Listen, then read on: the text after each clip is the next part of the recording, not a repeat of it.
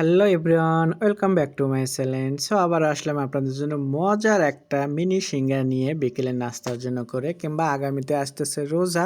তো রোজার জন্য এভাবে বানিয়ে রাখার জন্য তো কী কী দিয়ে উপকরণ বানাবো সেটা দেখার জন্য সাথেই থাকুন।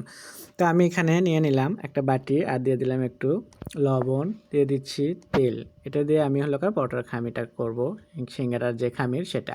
তো এখানে আমি লবণ, চিনি, তেল, এই তিনটে উপকরণ আমি দিলাম। দিয়ে আমি এখানে দিয়ে দিচ্ছি পানি। তো এই সামান্য উপকরণ দিয়ে আজকে আপনাদেরকে মজাদার বিকেলের নাস্তা তৈরি করে দেখাবো। তো যাই হোক, আমি এগুলো দেওয়ার পরে আমি নিয়ে নিলাম ময়দা এখানে। তো ভালোভাবে আমি এখন পানিটাকে একটু মিশিয়ে নিচ্ছি। তো পানিটাকে মিশিয়ে নেওয়ার পরে, লবণ পানি একসাথে মিশিয়ে নেওয়ার পরে আমি দিয়ে দিচ্ছি ময়দা। তো ময়দাটা দিয়ে আমি সুন্দর একটা সিঙ্গারার খামির করে নেব। তো সিঙ্গারার খামিরটার জন্য করে কেমন কিচ্ছুই না, এখন শুধু ভালোভাবে না করে খামিরটাকে তৈরি করতে হবে। দেখতেই পাচ্ছেন আমি হাতের সাহায্যে করে নিচ্ছি এইভাবে। তো এভাবে হয়ে গেল আমার খামিরটাকে। তো আমি চলে যাচ্ছি সিঙ্গারার জন্য একটা পুর বানাবো। তো পুরের জন্য আমি চলে আসলাম চুলোয়। তো চুলোতে আসার পরে আমি একটা প্যান বসিয়ে দিচ্ছি, দিয়ে আমি এখানে দিয়ে দিচ্ছি তেল। তো তেলটা আমি দিয়ে দিচ্ছি রান্নার একদম পরিমাণ মতো, যেহেতু আমি সিঙ্গারার পুর বানাবো। তো এর জন্য করে আমি তেলটা দিলাম, আর এখানে থাকতেছে হলো গরুর কলিজে, এটা দিয়ে। তো সেই জন্য করে আমি তেলটা গরম হয়ে গেলে আমি দিয়ে দিলাম এখানে গরম মশলা। তো গরম মশলাটা হালকা একটু ভেজে নিলাম, নিয়ে আমি এখানে দিয়ে দিচ্ছি পেঁয়াজ কুচি। তো পেঁয়াজ কুচিটা একটু বেশি দেবো আমি এখানে, জানেনই তো সমোসা, সিঙ্গারা এগুলোতে পেঁয়াজ কুচি কিংবা ভাজি ভাজিতে দিলে খুবই ভালো লাগে। তো যাই হোক, পেঁয়াজটা ভাজতে ভাজতে আমি এটার জন্য মশলা তৈরি করে নিচ্ছি। এখানে আদা রসুন বাটা দিলাম, দিয়ে দিচ্ছি হলুদ পাউডার, সাথে মরিচ পাউডার, অ্যান্ড একটু ধনে গুঁড়ো, একটু জিরে গুঁড়ো, আর একটু পানি দিয়ে মশলাটাকে আমি তৈরি করে নিলাম। ওইদিকে পেস্টটাও কিন্তু আমার ভাজা হয়ে গেছে। তো যেহেতু পেস্ট ভাজতে একটু টাইম লাগে, তো এর জন্য করে আমি ওই ফাঁকে আমি এই মশলাটাকে আগে থেকে একটু করে নিলাম। তো চলে যাচ্ছি পেস্টটা থেকে, দেখি ভেজে ওইদিকে পেস্টটাকেও আমার কালার এসে গেছে একটু। তো এখন এই যে মশলাটা বানিয়ে নিলাম, সেই মশলাটাকে এখন দিয়ে দিচ্ছি এখানে অ্যাড করে। তাহলে আমার কাজটা আগে থাকলো এর জন্য করে। তো এটা হলো সহজ বুদ্ধি আপনাদেরকে দেখে দিলাম, যেহেতু যখন দেখবেন পেঁয়াজ ভাজতে অনেক টাইম লেগে যাবে, তখন আপনি এরকম একটা বাটি থেকে আলাদা করে মশলাটা করে নেবেন, আমি যেভাবে নিলাম। তো এটা নেওয়ার পরে মশলাটা ভালোভাবে কষে নিলাম। মশলাটা কষানোর পরে এখন আমার দিয়ে দিতে হচ্ছে এখানে গরুর কলিজাটা। সো গরুর কলিজাটা দিয়ে আমি ভালোভাবে এখন এটাকে একটু মিশিয়ে নেব, নিয়ে আমি ভালো করে কষাই নেব। এটা যেহেতু আমার এটা সেদ্ধ করা হলুদ লবণ দিয়ে, তো সেই ক্ষেত্রে মনে করেন যে আমার রান্না করতে কিন্তু তেমন একটা সময় লাগবে না। তো যাই হোক, আমি এটাকে ভালোভাবে মিশিয়ে নেওয়ার পরে আমি এখানে এখন দিয়ে দিচ্ছি পানি। তো পানিটা আমি এখানে দিয়ে দেব পরিমাণ মতো, যে রান্না করতে যেন সময় না লাগে। বেশি দিলে কিন্তু আপনার সময়টা বেশি লেগে যাবে, যেহেতু আমার অলরেডি সেদ্ধ করা। সেজন্য করে আমি এখন ঢাকনাটা দিয়ে দিচ্ছি, দিয়ে বেশ কিছুক্ষণ একটু রেখে দেবো ঢাকনা দিয়ে। তারপরে আমি আবার আসলাম, এসে নাড়াচাড়া দিয়ে আমার মোটামুটি হয়ে গেছে। তো এখন আমি দিয়ে দিচ্ছি আলু। তো বেশ কিছুক্ষণ আলু দিয়েও তো আমার রান্না করতে হবে, সেই জন্য করে আলুটা আমি দিয়ে দিলাম। তো আলুটা দিয়ে আমি ভালোভাবে আবার এটাকে নাড়াচাড়া করে দিচ্ছি। আর বিকেলের নাস্তা হিসেবে সেটা তো আপনারা জানেনই, সিঙ্গারা সমোসা কার না পছন্দ। আমার বাসায় তো রেগুলার আমরা এগুলো পছন্দ করে খাই, এগুলো থাকতেই হবে আমাদের নাস্তা।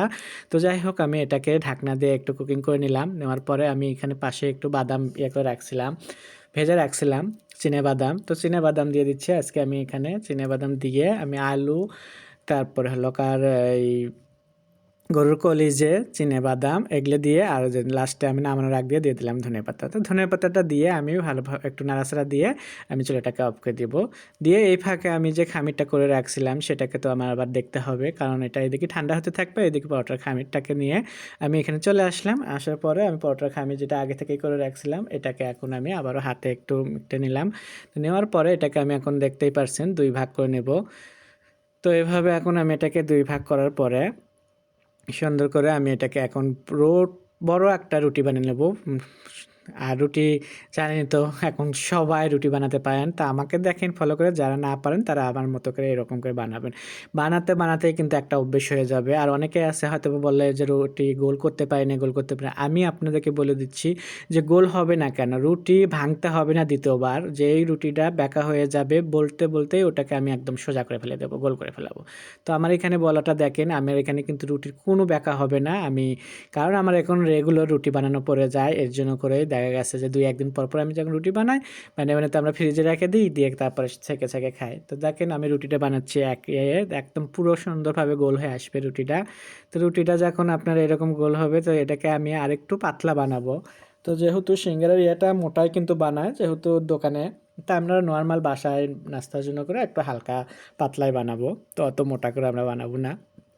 তো এভাবে রুটিটা কিন্তু আমার দেখতেই পারছেন বানানো অবশেষে হয়ে গেল। এখন আমি এটাকে সুন্দর করে আমি এটাকে কেটে নেব। তো কাটার জন্য আমি এখানে ছুরি নিলাম, নিয়ে আমি পিৎজা যেরকম করে কাটে, তো পিৎজার মতো করে আমি 8 ভাগ করে নেব এটাকে। তো 8 ভাগ করার পরে এইদিকে আমার মনে করেন যে ইয়েটা হয়ে গেছে, ঠান্ডা হয়ে গেছে পুরটা।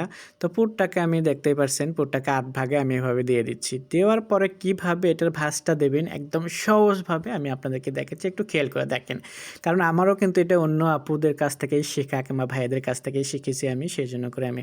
তো আপনারাও আমাকে ফলো করে দেখেন আমি কিভাবে ভাঁজটা দিচ্ছি। তো এই যে এভাবে এক কোণার মাথাটা আমি নেওয়ার ভাঁজটা দিয়ে এই যে 2 সাইড থেকে আমি এভাবে একটু ভাঁজটাকে ইয়ে করে দিচ্ছি, দেখতেই পারছেন। তো এইভাবে যখন বানাবেন প্রথমবার, দ্বিতীয়বার, তৃতীয়বার, তখন দেখবেন যে আপনার একটা ইজিলি একদম হয়ে গেছে আপনার বানানো। আর সবচেয়ে দেখা গেছে যে যার কাছ থেকে শিখলেন দেখলেন তার সে আরও সুন্দর হবে, আপনারও এরকম। তো আমারও একসময় অনেক বাজার হতো, তো সেই অনুযায়ী আমি এগুলো যখন বানাতে অভ্যেস করালাম তখন আমার এটা খুব সুন্দর এখন বানানো হয়। তো আমার খুবই ভালো লাগে। আর বিকেলকার নাস্তা কার না পছন্দ, আর বাচ্চা কাচ্চা থাকলে তো একটা ঝামেলা থাকেই, বাচ্চাদের টিফিন, বাচ্চাদের বিকেলের নাস্তা, বাচ্চাদের জন্য এগুলো, তো এগুলোর জন্য করে কিন্তু আমাদের বানাতেই হয়। দেখতেই পারছেন আমি সুন্দর করে একটু ভাঁজ করে নেওয়ার পরে আমি আবার দেখাচ্ছি, তারপরে আমি আরেকটা আমি আপনাদেরকে দেখাবো ভাঁজ করে। তো এইভাবে আমি সম্পূর্ণগুলোই বানিয়ে নেব। বানিয়ে নেওয়ার পরে আমি দেখতেই পারছেন যে এখানে আমার কিন্তু পুর একটু আরও থেকেই যাবে, কারণ আমি ওটা দিয়ে আবার অন্য কিছু করতে পারবো, যেহেতু আমার পুরটা একটু বেশি। তো আপনারাও যখন থেকে যাবে তখন আপনারা অন্য কিছু বানিয়ে নিতে পারবেন, তাহলেই হবে। তো আমি আজকে যা রুটির ইয়েটা খামির করেছি সিঙ্গারা, তো এটা দিয়ে আমার হয়ে যাবে মোটামুটি অর্ধেকের বেশি। তো এরকম করে সম্পূর্ণ আমার বানানো হয়ে গেল। এখন চলে যাচ্ছি চুলোয়, কয়েকটা আপনাদেরকে দেখাবো ভেজে আমি। তো ভাজার জন্য করে আমি চুলোয় আগে থেকে একটু চুলোয় তেল বসিয়ে দিয়েছিলাম, তেলটাও গরম হয়ে গেল আর আমি সেখানে একটু দিয়ে দিচ্ছি। দিয়ে আমি এটাকে উল্টে পাল্টে সুন্দর করে লাল করে এটাকে কিন্তু ভেজে নিতে হবে। আর আমি দেখেই মনে হচ্ছে হবে। তো আমার তো একেবারে আর সহ্য হচ্ছে না, যে বানিয়ে খেতেই হবে খাওয়ার জন্য করে এরকম করে। তো বাসায় যারা আসে তাদেরকে তো অবশ্যই খাওয়াতে হবে টেস্ট করানোর জন্য করে এরকম। তো এখন উল্টে পাল্টে আমি সুন্দরভাবে এটাকে তুলে নিচ্ছি, নেওয়ার পরে আপনাদেরকে দেখাবো একটু সার্ভ করে। তো যাই হোক আমি হয়ে গেল আমার আজকের মিনি সিঙ্গারা। আশা করি আপনাদের ভালো লাগবে। আপনাদের যদি ভালো লেগে থাকে স্বাদ ও স্বাদের গল্পের সাথে থাকবেন, বেশি বেশি শেয়ার ও কমেন্ট করবেন। নতুন ভিডিও দেখার জন্য সাথে থাকবেন আর একবার হলেও বাসায় বানাবেন।